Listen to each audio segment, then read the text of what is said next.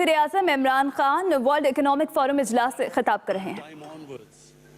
What I loved about Pakistan was its wilderness, its mountains. With age, I saw these mountains, this wilderness disappearing, and especially the way we destroyed our forest cover.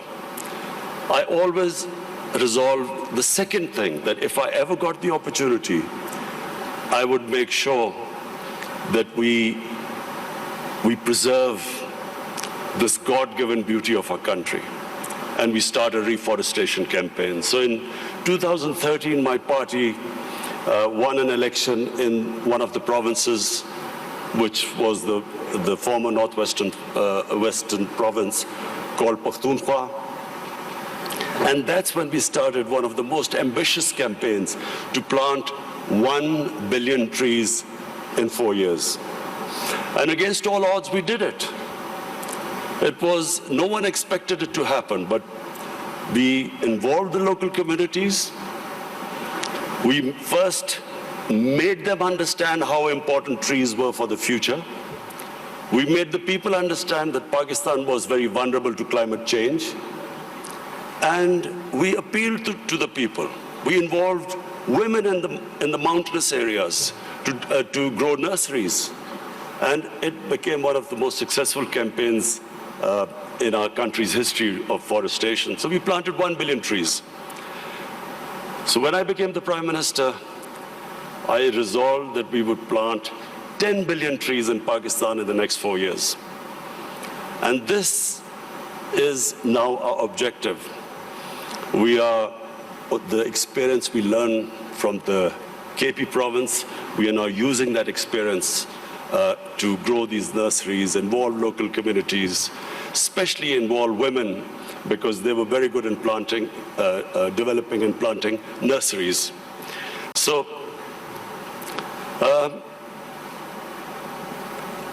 why is it important for us to grow trees? For two reasons. One, as I mentioned, that Pakistan is vulnerable to global warming. Secondly, in our cities, pollution has become a silent killer. So unfortunately, there was no plan before, and our cities got very polluted, specifically Lahore, which had the pollution levels like Delhi in India, rose high because for some reason our planners removed 70% of the tree cover of Lahore in the last 10 years. Apart from the environmental aspect now, the third thing I realized, that you cannot make your economy grow unless and until there is peace and stability. Pakistan in the 80s became part of what was the Afghan Jihad. Pakistan became allied with the US to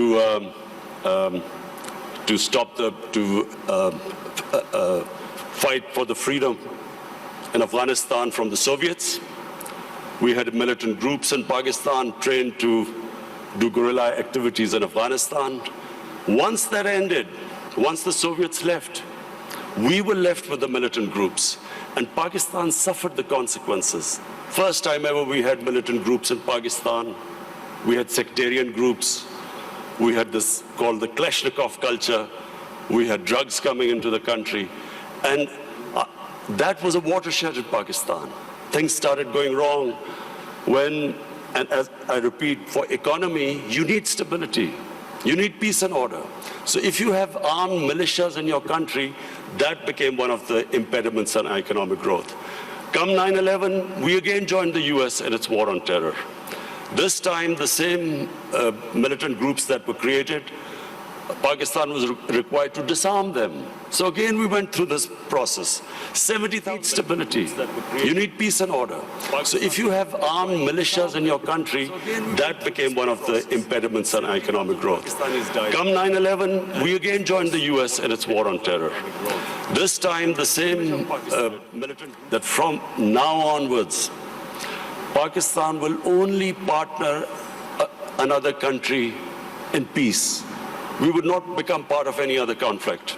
We would not join any country in its conflict. And since then, we have played our part. We have tried to ease tensions between Saudi Arabia and Iran. I also tried to, between the United States and Iran, we tried to do our part, play our part in easing tensions. In Afghanistan, in the peace process now, Pakistan is partnering with the United States to get the Taliban to talk to the Afghanistan government. It is the nearest we are to some sort of a peaceful solution in Afghanistan. The third issue, economics. When my government came into power, as you mentioned, we inherited the worst economic crisis in our history. The biggest current account deficit, the biggest fiscal deficit, where almost reserves which would have lasted about a month. Since then, I must pay tribute to my economic team. And of course, we took very tough decisions. I have been in public eye for 40 years, but the sort of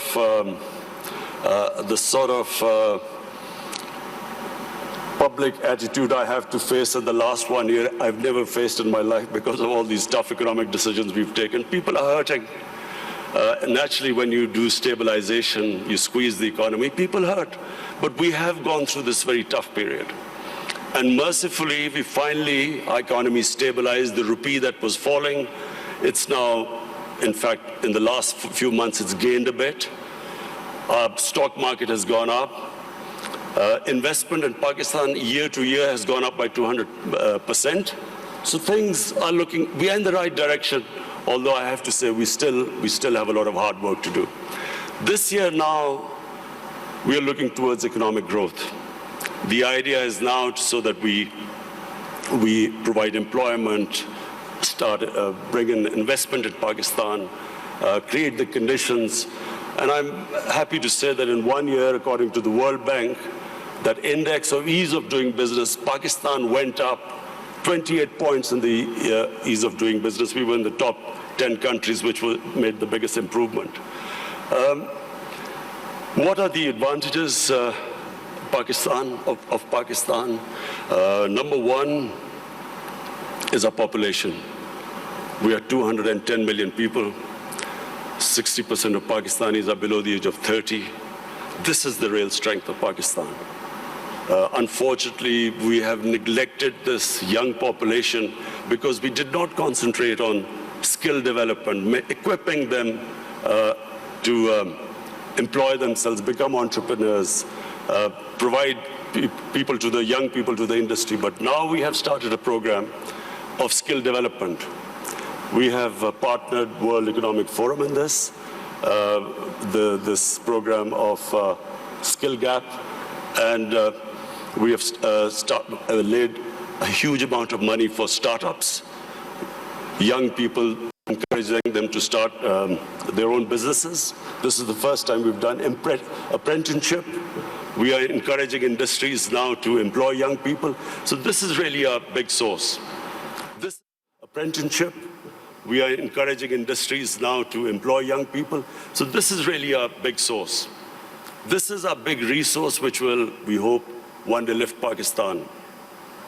The other advantages Pakistan have, number one, is our mineral wealth. Sadly, untapped. Pakistan is sitting on one of the most precious gold and copper reserves. Unfortunately, we've had a few issues, so these reserves have remained untapped. But we have enough reserves that we can pay off all our foreign debt. We also have one of the largest coal reserves. We have rare earth minerals. We have unexplored gas reserves. So the whole government attention now is to develop these resources. We also have very fertile agricultural land. Unfortunately, the practices which we have done, we have not really explored this potential. Our productivity is one of the lowest. So for that, we have got help from China. China has been in the CPEC, what is this, the Pakistan-China economic corridor. We have in that got China to help us in developing the productivity of agriculture sector. And this is, I think, one area where Pakistan can make strides very quickly, because we do have fertile land. Unfortunately, as I said, our productivity is very low.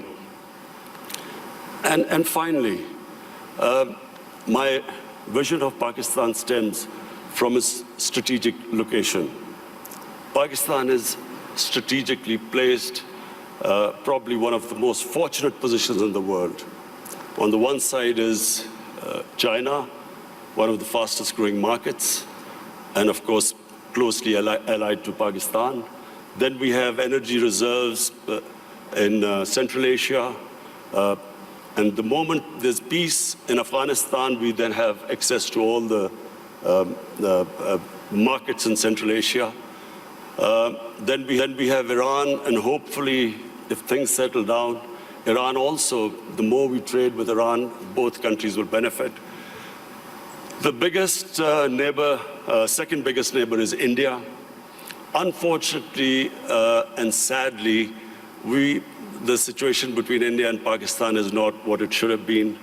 There are various reasons, and I won't go into it right now. This is not the right forum. But the moment Pakistan and Indian relationship becomes normal, trade starts between the two countries, then one can imagine the location, the strategic location of Pakistan with China on one side, India on one side, and then countries with excess energy on the western side. I am someone who believes that in Pakistan, the moment we get our governance right, that is the real issue. Sadly, our governance, in the past 30 years, the way our governance deteriorated, that was one of the biggest reasons that we have not been able to fulfill our potential as a country. The country has tremendous resources, young population, strategically located. From now on, my government's biggest challenge now is how we can improve our state institutions. We can improve our governance so we can tap our potential. Thank you.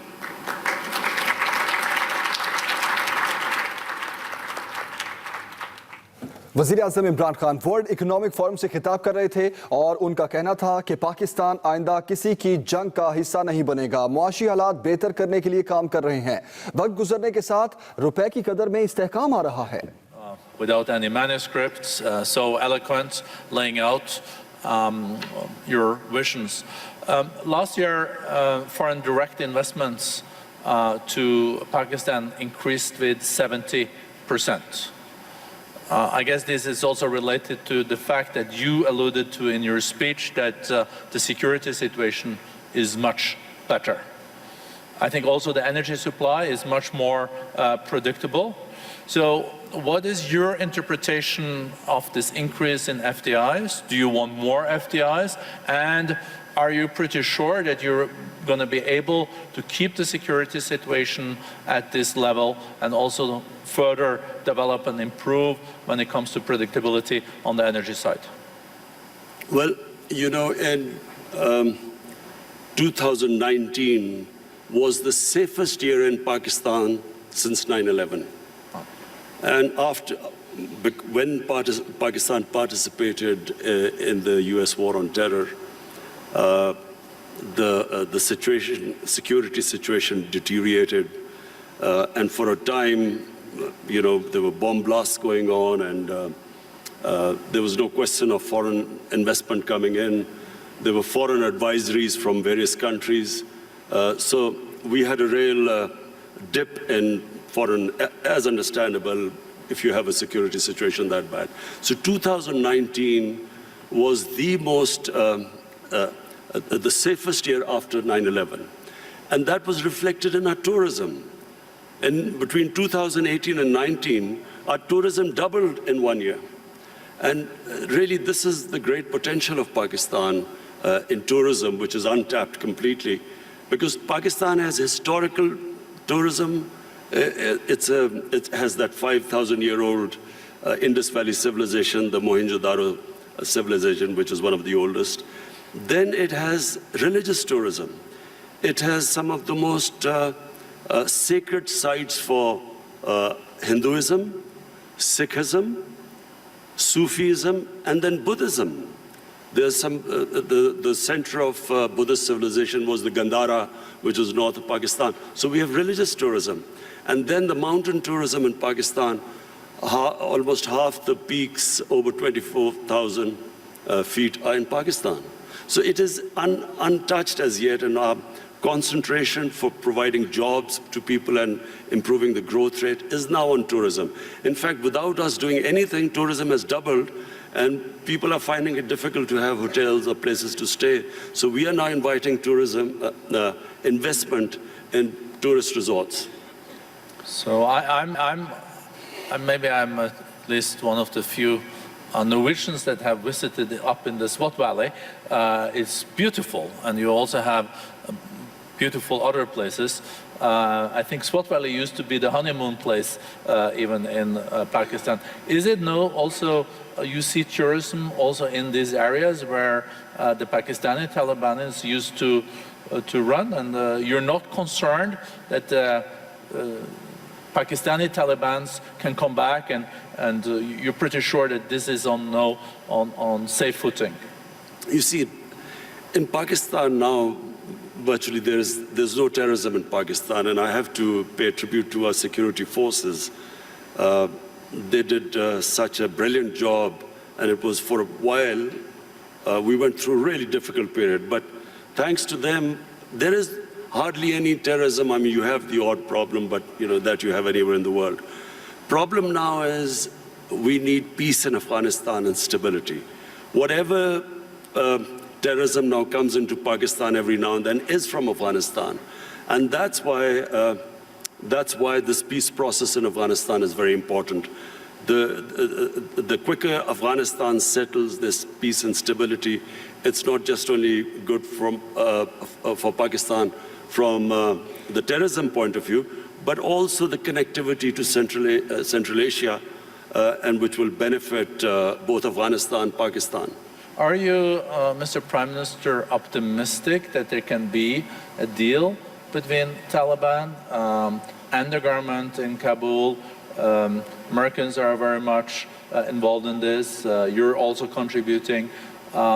Is it possible this year? And do you think Taliban will also engage in a deal that will respect the rights of girls' education, women, and those areas where there have been progress in Afghanistan? Well, the first thing is that there has to be peace. And that can only happen if Taliban and the Afghan government, they sit together and there's a political settlement. That has to be the first step. Just my view, I do not think that, the saying that you only cross the river once. What was in 2001 is not going to be now the case if and when Taliban and the Afghan government come together, because so much has happened since then. So I think it would be a completely different scenario. But the most important thing right now, and it's not going to be easy, but it is the only option, that the Taliban and the Afghan government sit together. Whenever that happens, it will have turbulence, but it is the only way forward. There is not, and there never was, a military solution in Afghanistan.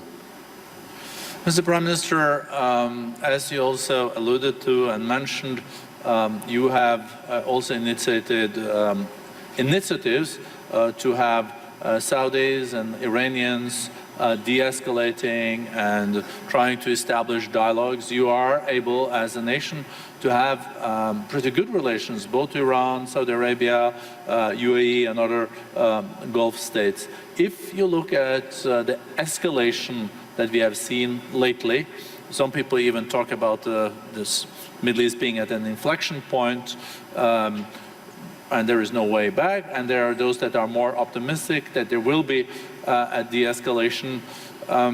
You will continue to contribute in that process, and how do you see that unfolding in the year to come after Americans killed General Soleimani and etc.? Is U.S. deterrence back in the region? Are you short-term, medium-term optimistic on de-escalation, or is this something that really keeps you up at night? Look, let me just, first of all, make a statement. I do not understand why countries go to resolve their differences through military conflicts. Because whenever, and this is just in our lifetime we've seen this, the moment you start a military conflict, you don't know where it is going to go. You can start a conflict, you don't know when it will finish. And then it has unintended consequences. So we have seen in front of our eyes Pakistan joining the US war on terror, and I was the one who was objecting to it. I was openly against it, and I thought Pakistan should have stayed neutral. It should not have become partisan, because Pakistan had nothing to do with 9/11. There were no Pakistanis involved. Al-Qaeda was in Afghanistan. And I remember then President Musharraf telling us, it's only a matter of a few weeks. So 70,000 people dead later, 10 years later, over $100 billion lost to the economy later, finally we realized we had made a mistake. And the US and Afghanistan, 18, 19 years of this war and $1 trillion down the drain. So I do not think this is a way to resolve issues. And the worst thing that could happen is if there's a conflict between Iran and the US and its allies, it'll be a disaster. It'll be a disaster for us, Pakistan, it'll be a disaster. It'll be a disaster for the developing world because the oil prices will shoot up. Already we're trying to barely manage our budgets and our current account situation. Suddenly everything will be offset. It'll cause poverty in the world. And God knows how long it will go on. So, we in Pakistan pray that this does not happen. We have tried our best. We've already talked to Saudi Arabia, Iran, the United States. I spoke to President Trump yesterday, and I told him that this would be a disaster for us if this war starts. Did he agree? He didn't say anything. You can share with us. It stay in this room. No, I'm serious. He didn't say anything. But I think I think he understood, because this would be, in my opinion, it'll be insanity, because just Afghanistan is still not resolved, and Iran would even be a bigger problem. Mr. Prime Minister, you also underlined, coming back to the more domestic opportunities and challenges in your country, this accelerator that we have agreed on skills and upskilling and reskilling between the World Economic Forum and Pakistan. I think there is a huge potential. I think the youth bulge, the youth of Pakistan is a huge opportunity. How important do you think education is in this context, and how do you look at the national curriculum and the madrasas and the importance of teaching world-class math and sciences? The tragedy of my country, because as I said, I grew up with my country, and in the 60s, Pakistan was the most exciting thing happening in Asia. It was the fastest growing country. We were moving fastest towards industrialization, our universities. I think your GDP was even higher than India's per capita, wasn't it? It's certainly, our industrial production was more than the 4 Asian tigers put together: Indonesia, Malaysia, Thailand, and Philippines. So it was, the fastest growing country. And we lost our way. One was ill-conceived nationalization, which stunted this industrial growth. We could have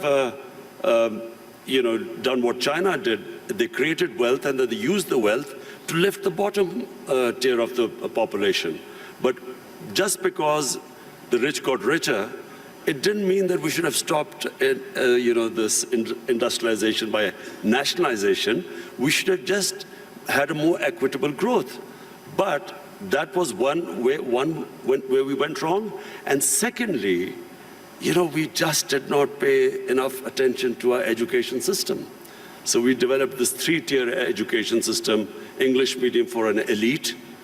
Then there was Urdu medium, which was for the masses. And then there was Dini madrasas.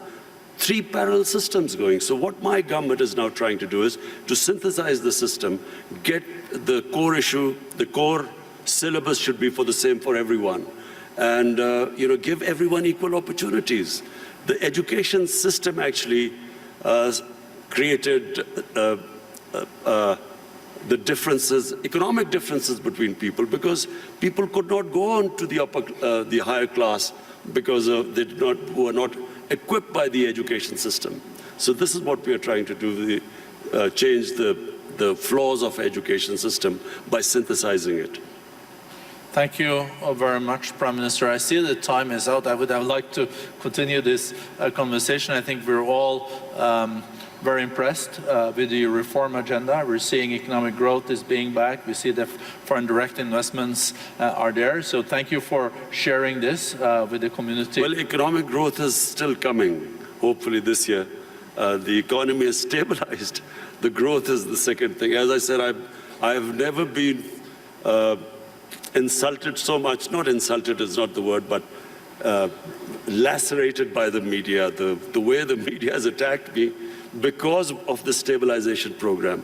But this now, 2020, is the year we want to lift our growth rate and provide jobs to our young people. And I think you can also rely on the Davos community when it comes to supporting your agenda for reforms in your country, so you get back growth and a more inclusive growth. Thank you so much, Mr. Prime Minister.